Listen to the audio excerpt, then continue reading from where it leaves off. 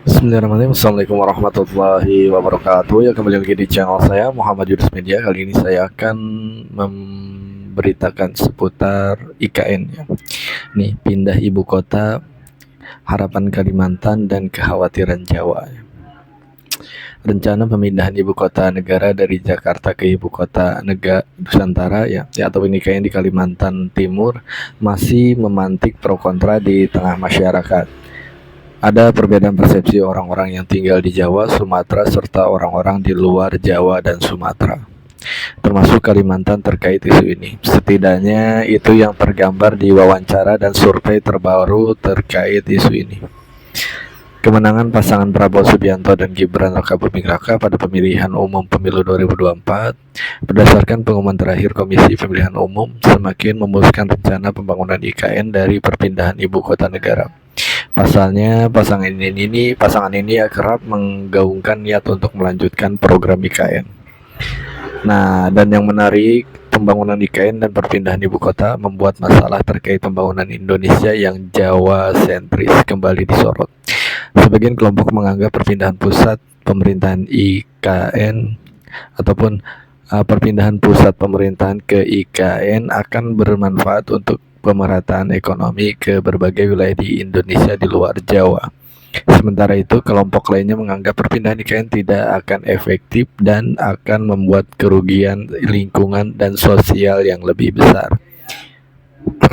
Tri 31 tahun ya, warga kota Balikpapan, Kalimantan Timur, menjadi salah satu yang menyambut baik rencana pembangunan ibu kota baru tersebut. Perlu diketahui bahwa Balikpapan dekat dengan IKN ya.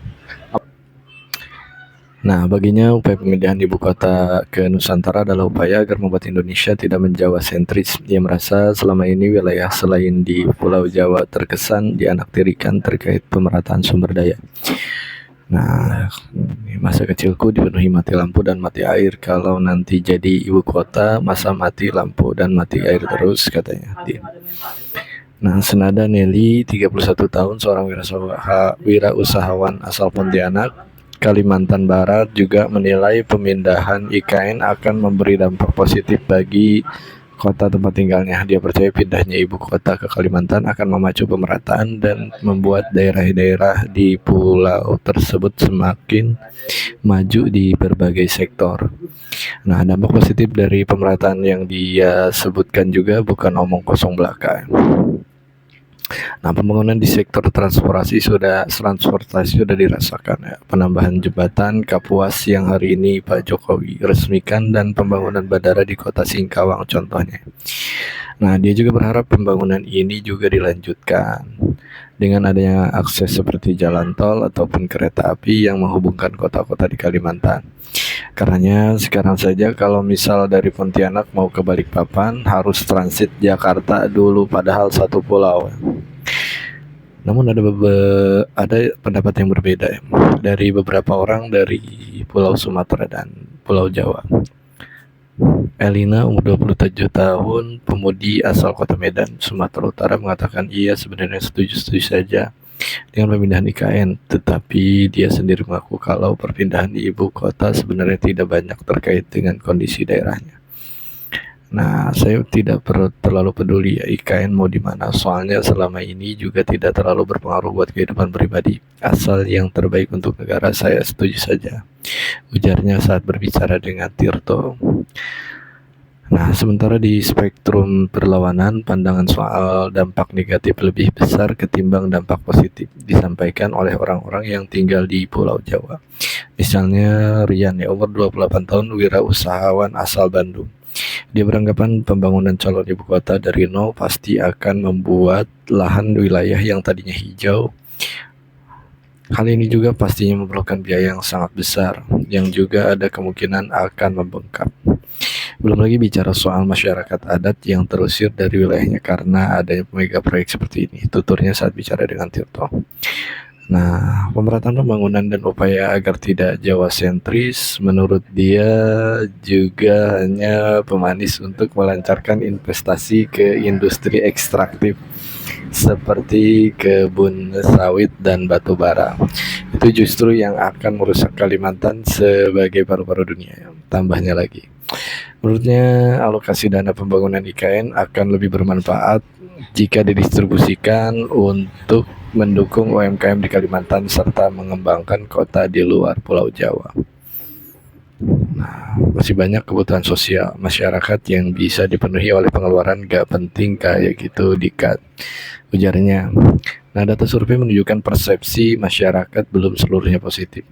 Kondisi ini juga tergambar dari sejumlah survei yang dilakukan untuk melihat persepsi masyarakat terhadap rencana pemindahan ibu kota. Survei dari Kaula 17 yang dilaksanakan pada 23 Desember 2023 hingga 31 Desember 2023 serta melibatkan 405 orang responden yang tersebar dari seluruh wilayah Indonesia menunjukkan bahwa proporsi antara mereka yang setuju dan tidak setuju dengan rencana status ibu kota negara cenderung seimbang besar. Nah, langsung ya, urgensi dan konsekuensi pembangunan dan pemindahan IKN ya. Pada bulan Juli 2021 lalu, Kementerian Perencanaan Pembangunan Nasional (BPPN), Kementerian PPN ataupun Bappenas sempat meluncurkan buku saku pemindahan ibu kota negara.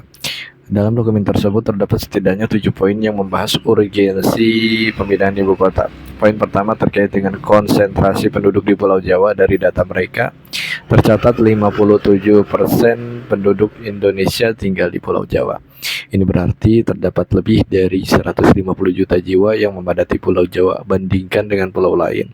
Misalnya Sumatera yang ditinggali sekitar 58 juta jiwa ataupun 22,1%, kemudian Sulawesi sekitar 19,5 juta jiwa, 7,5%, Kalimantan dengan 16,2 juta jiwa atau 6,1%, Bali, Nusa Tenggara 14,9 juta jiwa, 5,6%, dan Maluku, Papua yang menampung 7,3 juta jiwa atau 2,8%. Padatnya Pulau Jawa ini membuat dominasi kontribusi ekonomi Indonesia berpusat di sana.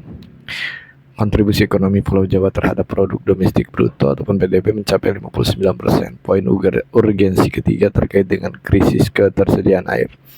Disebutkan kalau terjadi krisis ketersediaan air di Pulau Jawa dan Bali dengan kondisi paling buruk di wilayah Jabodetabek dan Jawa Timur. Poin selanjutnya terkait dengan konversi lahan. Perhitungan Bappenas menunjukkan Pulau Jawa menjadi wilayah dengan konversi lahan terbesar dibanding pulau lainnya di Indonesia. Hal ini juga diperkirakan akan berlanjut hingga setidaknya tahun 2030. 3 poin tersisa menyangkut kondisi Jakarta yang selama ini menjadi ibu kota namun mulai kesulitan menanggung beban. Bappenas menyebut Jakarta dan wilayah sekitarnya menjadi wilayah dengan pertumbuhan urbanisasi tertinggi. Hal ini berdampak pada masalah kemacetan dan kualitas udara yang buruk. Nah, daya dukung lingkungan Jakarta juga dikatakan menjadi salah satu urgensi pemindahan ibu kota. Apa? Wifi apa nih? Koneksi. Mati emang? Seriusan? Serius, Bi.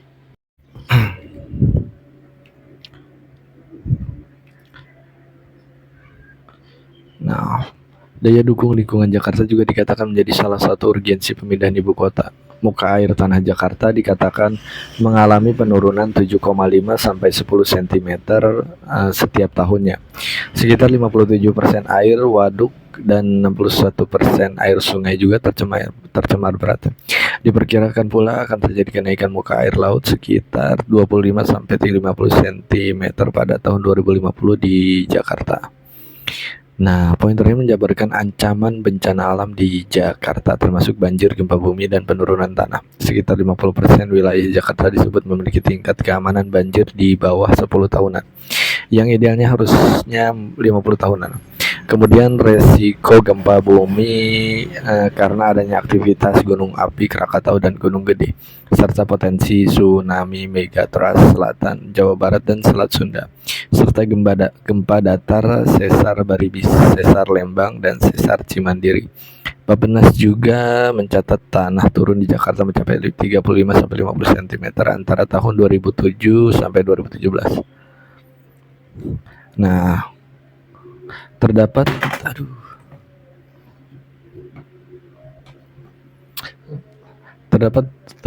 juga 7 poin mulai dari tersedianya lahan luas milik pemerintah yang dapat menekan biaya, kemudian lokasi secara geografis yang juga berada di tengah lebih merepresentasikan keadilan. Lebih lanjut, dokumen tersebut juga menjabarkan mengapa kemudian Kalimantan Timur dipilih menjadi lokasi ibu kota baru. Kalimantan Timur juga dinilai punya potensi konflik sosial yang rendah karena punya budaya terbuka terhadap pendatang. Dari aspek lingkungan ada daya dukung tanah dan air baku. Selain itu, wilayahnya juga dinilai cenderung minim terhadap bencana alam. Kalimantan Timur juga disebut memenuhi parameter pertahanan dan keamanan terakhir. Terakhir, lokasi IKN yang dekat dengan dua kota besar Balikpapan dan Samarinda juga menjadi keuntungan karena dapat mengefisiensi investasi awal terkait infrastruktur. Kemudian melihat pemaparan tersebut, memang terdapat risiko yang cukup besar melihat kesanggupan Jakarta menjadi ibu kota, namun di sisi lain pembangunan wilayah baru sebagai ibu kota punya potensi juga menimbulkan masalah lingkungan baru. Juru kampanye hutan Greenpeace Indonesia, Iqbal Damanik, memberi pandangan terkait dampak lingkungan dari pembangunan IKN. Menurutnya, permasalahan terkait lingkungan lebih kepada pembangunan kota Nusantara yang benar-benar baru dan dari nol. Kota baru itu akan membuat beban ekologis baru karena aktivitas manusia makin banyak di sana. Pengadaan kota yang benar-benar baru ini dikhawatirkan juga akan merusak habitat satwa-satwa yang sebelumnya mendiami hutan di Kalimantan Timur. Aktivitas yang sebelumnya sunyi dan tiba-tiba jadi ramai akan membawa pengaruh buruk pula pada keberadaan satwa di Kalimantan Timur.